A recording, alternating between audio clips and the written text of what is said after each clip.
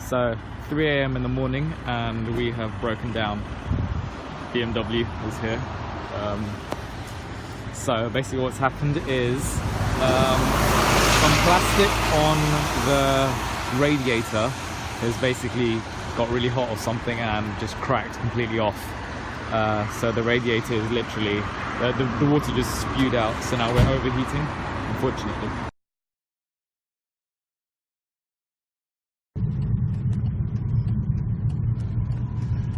So currently being towed, we have no brakes and power steering is gone, and yeah, it's a bit not very fun.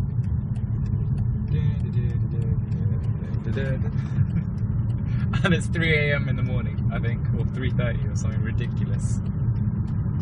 It's almost 4 o'clock. Yeah, almost 4 o'clock. Just a bit up yeah, there. I had 3 friends with me, and yeah, it's not the best. So it's the day after now, and I'm seeing if I can do a temporary fix on the radiator hose, so that I can go and pick up the new part. But basically, this is the radiator hose right here, and that is no longer connected to the engine. This is the plastic part that failed. So this obviously is meant to be on here, and then the rubber hose attaches onto that. Unfortunately, the nearest part to me is a little while away from the breaker's yard, and so I'm gonna have to try to do a temporary fix and then drive it there and then replace it once I get there. Okay, I'm attempting to fix the issue by I've put a bead of silicone on this plastic bit. I'm gonna put a little bit more, and hopefully that will remain reasonably watertight. And then I'll put duct tape around that as well once I've put it onto the car. Okay, so I've removed the plastic air chute cover thing that goes into the airbox, so we can get a better look at where we've split. So we've split here. There's a unit that goes on here and that's come off. So this whole bit is one piece, so all of this rubber falling all the way down to here, and it comes off at that bit there. And then we've got the secondary rubber bit, and that comes off, I think, somewhere inside here. So I'll pull that off, and I have now got a replacement over here. So, direct fit. Used one, it was £10, so barely anything, so that's fine. That'll just pop onto there, and we should be sorted. Then obviously fill it up with radiator fluid, and good to go.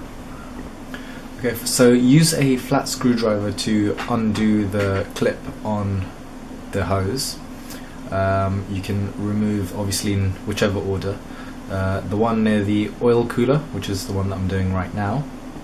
Then there are 2, one large one and one small one, at the expansion tank. These are quite difficult to actually get off, so you may need to pry it with a flat screwdriver. Just be careful not to break anything around in that area.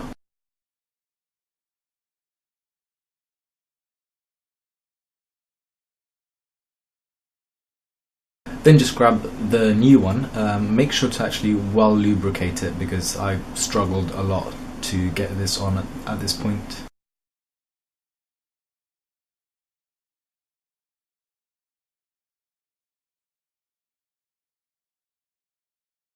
Make sure all your clips and everything are nicely secure and it's all clicked in and it will set in place, because you don't want hot water to be spewing out everywhere.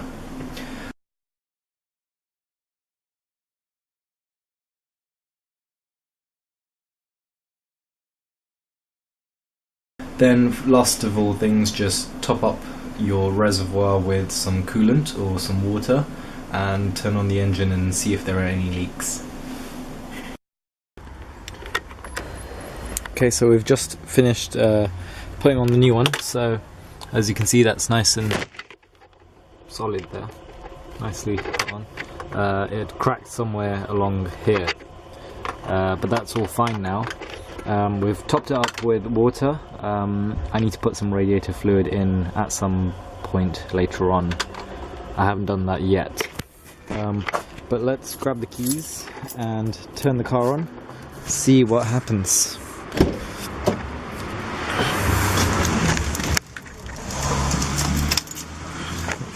neutral.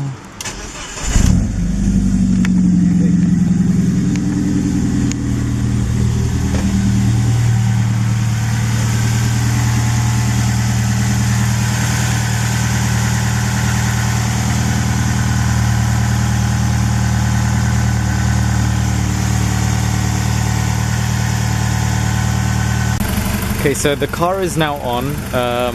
What I need to do is leave the car running for about 15 minutes, let the engine warm up, and then that will start pumping the radiator fluid around the engine. The fans will kick in, and then we'll see if the system is actually working correctly. Now what I'll do is basically just remove the tow hook,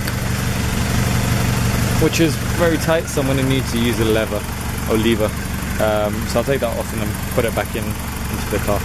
Okay, so my top tips for this segment are to, first of all, make sure the car is not hot when you're removing your coolant pipe, because obviously hot water can burn you considerably, so don't do that. Number two is, if you're struggling to put on any clips of the hoses on any of the bits, just make sure to lubricate it really well.